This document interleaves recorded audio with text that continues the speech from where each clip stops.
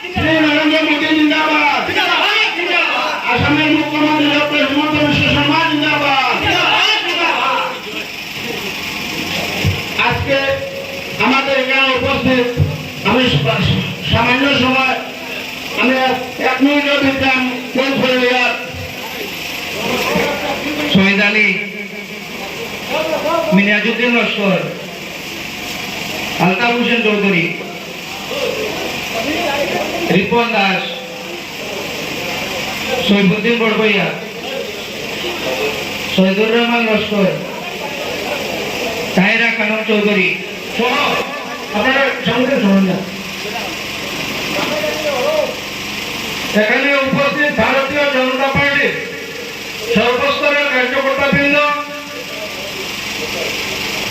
আপনাদের কাছে সর্বপ্রথমে ক্ষমা চেয়ে নিচ্ছি যে আমাদের আসতে অনেক দেরি হয়েছে, অনেকক্ষণ থেকে আপনারা অপেক্ষা করছেন।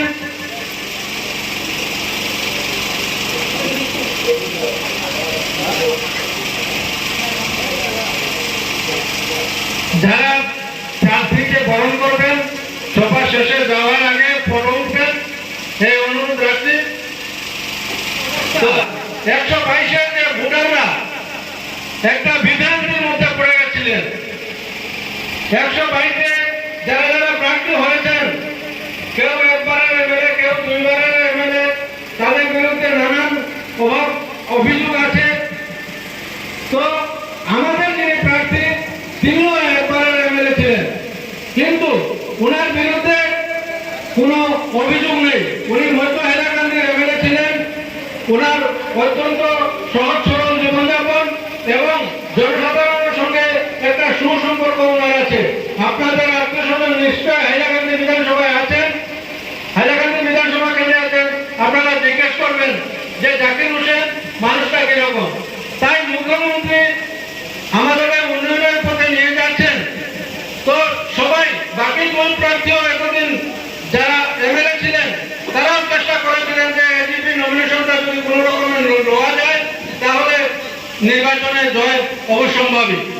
কিন্তু হিমন্ত বিশ্ব শর্মা আপনারা জানেন অত্যন্ত সুচতুর ব্যক্তি, তিনি 3 জনের মধ্যে পছন্দ করেছেন কাকে নমিনেশন দিলে আমার ক্যান্ডিডেট সহজে জিতে আসবে।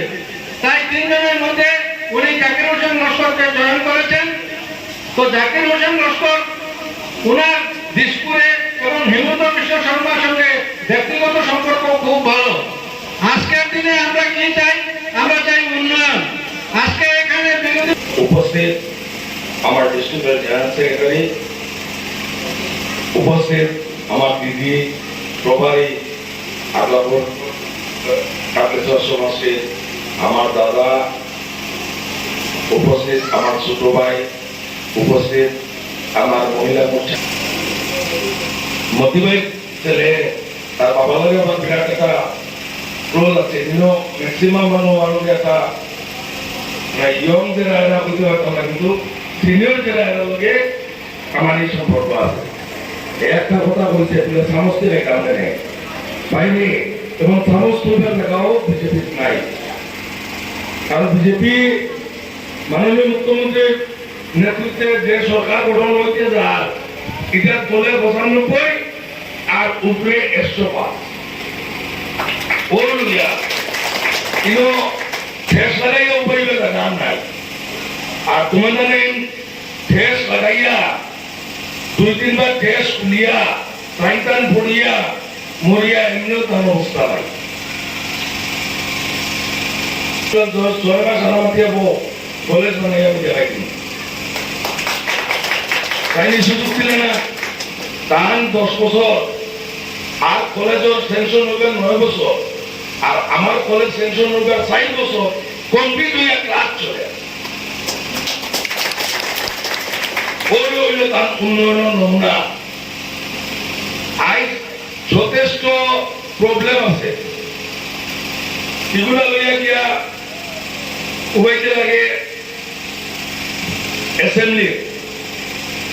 আপনারা সৌভাগ্যবান, কারণ অ্যাসেম্বলি ক্লিয়ার কোয়েশ্চন হয়েছে না। একটা কোয়েশ্চন আপনারা স্বাধীনতার বাদে, ভারত স্বাধীন হওয়ার বাদে অ্যাসেম্বলি আরম্ভ হওয়ার লইয়া আজ 21 দিন পর্যন্ত কোন মেম্বারে 8 লাখ টাকা লেটিনোর আস্থা হাউস আসে তো আমরা 8 লাখ আইনে আমাদের ছেলে হিসাবে এরপরে ইনকোয়ারি করে দেখা যায় সাইন কোয়েশ্চন বললা ইনকোয়ারি করে দেখা যায় যে তার বোন জেলা পরিষদ আসলা 1 লাখ টাকা দিয়েছো